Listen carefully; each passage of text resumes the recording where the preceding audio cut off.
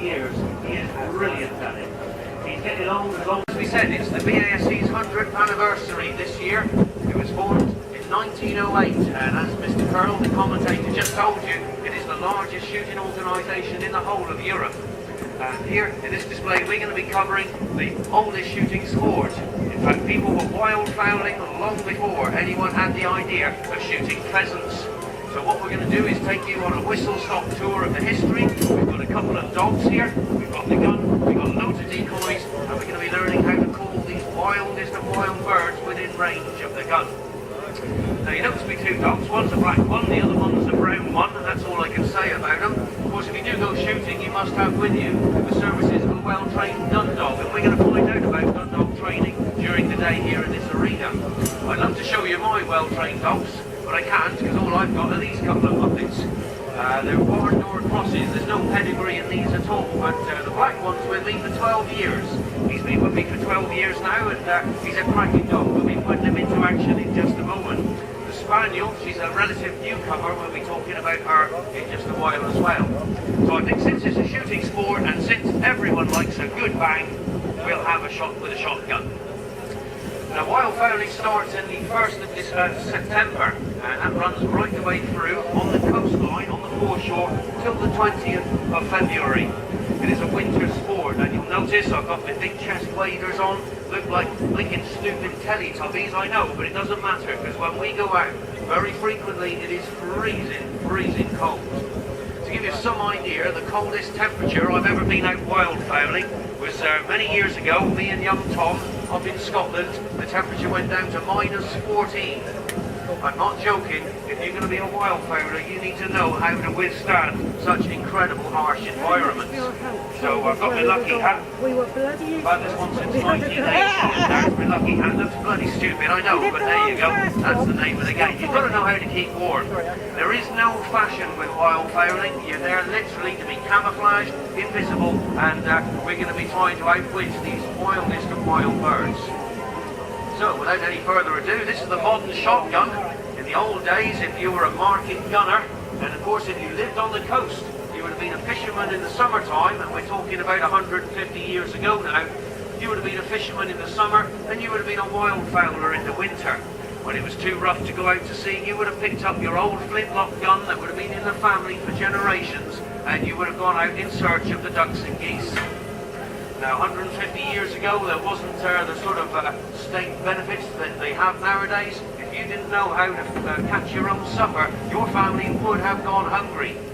Now, on the foreshore, you don't get many foreshores around this part of the world. We're talking about the coastline.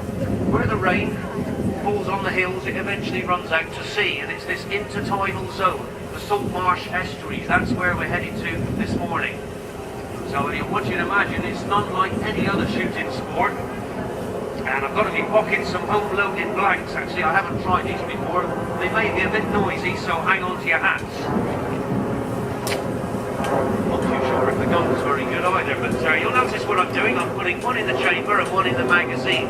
Now, these are blank cartridges. If it was a live cartridge, you should see the gun cycle properly. But because we don't develop the same pressures with blank cartridges, it may not cycle properly. This is a semi-automatic shotgun. If you turned up to a pheasant shoot with something like this, the gamekeeper would send you straight back home again. They do not like these things. Personally, I do not like these things either, because they have nothing of the beauty and the grace of the old-fashioned guns that we grew up with as youngsters, with beautiful walnut stocks, a pair of Damascus barrels with a beautiful graceful pair of hammers at the back. They were made by the Victorians, and of course they knew how to build guns that would last for generations. This thing is an American-style gun. It's a semi-automatic, it's gas-operated. In other words, some of those high-pressure gases, when I fire the first cartridge, comes out of a very small hole, just where my finger is there. Now, holes in gun barrels have always been a no-no, but this one's got one. And the high-pressure gases, some of those gases come out, dry back a piston, which throws open the action, ejects the empty cartridge that has just been fired, and will reload straight away from the magazine underneath. So be warned, it may be a bit noisy. I have no idea, so hang on to your hats. Now we've got a couple of dogs. Of course you need to train your dogs for the loudness of guns, and of course they're used to it. These are old stagers, these pair. But what we'll do is we'll make sure that they are steady, boys. Stay. They look at me saying, we've got to, Dad, because we're tied to a goose with a piece of string. Stay there. Okay then, so are you ready? This is the semi-automatic now. There you go. Oh, that's quite tasty. That was really good. Sorry about all that stuff. Did you notice that smell over there? It stinks, doesn't it? It smells like I've just broken wind. I haven't. That's the same smell that the ancient Chinese would have smelt approximately 2,000 years ago. That's the smell of gunpowder, and it's the sulphur. It stinks like rotten eggs, like I've had egg sandwiches for lunch. Now, I don't know if that... Yes, it did. The anti-cartridge ejected over there, and theoretically, now it didn't quite cycle properly, but we'll just try that again. There's another one in the chamber. All this would happen very, very quickly. Now, there could be a little old lady well down the showground, didn't hear that properly, so we'll fire another one. Are you ready? And the bugger doesn't work. Ha! Good one, then. Do you use a semi-automatic, then?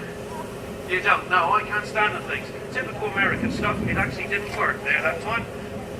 These guns, if you do go wildfowling on the sandy estuaries, it only takes a couple of grains of sand to jam up the action.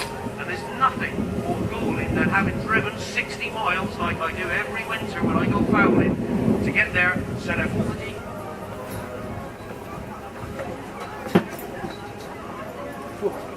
Hello there, my name's Chris Green. I just come out of the ring doing a pigeon display, so glad you could join us. Now, obviously these decoys, they're going to be for sale at the CLA Game Fair and of course at the Midland Game Fair coming up this year, so join us there. Look forward to seeing you at the BASE stand.